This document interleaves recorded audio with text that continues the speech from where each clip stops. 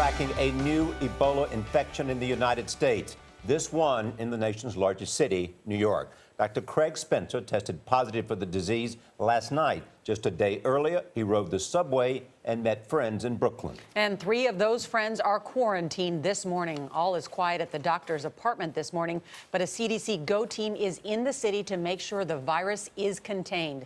Jerika Duncan is outside Bellevue Hospital in Manhattan, where the doctor is in isolation. Jerika, good morning. Good morning. Dr. Craig Spencer returned from West Africa 1 week ago. He was working with a medical organization, Doctors Without Borders, helping to treat Ebola patients. When he returned back here to the United States, he was monitoring his own potential symptoms for Ebola. Well, on Thursday, New York City health officials reported that he developed a fever of 100.3 and immediately called police. Dr. Craig Spencer made the 8-mile trip from his apartment to the hospital in an ambulance Thursday afternoon. He was taken to Bellevue by specially trained emergency medical service workers who followed all transport protocols. This video from the New York Post shows a medical team covered head to toe in protective suits.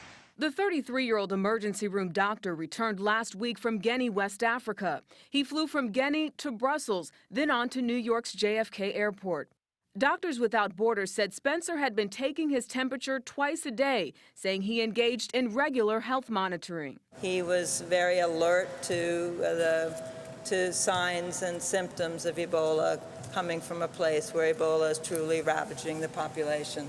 On Thursday morning, Spencer began complaining of a high fever, nausea, and exhaustion. The day before, despite feeling fatigued, he went on a 3-mile run, rode the subway, and went bowling. He was driven home in an Uber car. The city's health department has quarantined 3 people who came in close contact with Spencer, including his fiancée and 2 friends. None of them are symptomatic. An Uber driver was determined not to be at risk. We're doing kind of contact tracing to see, who this person may have been in contact with.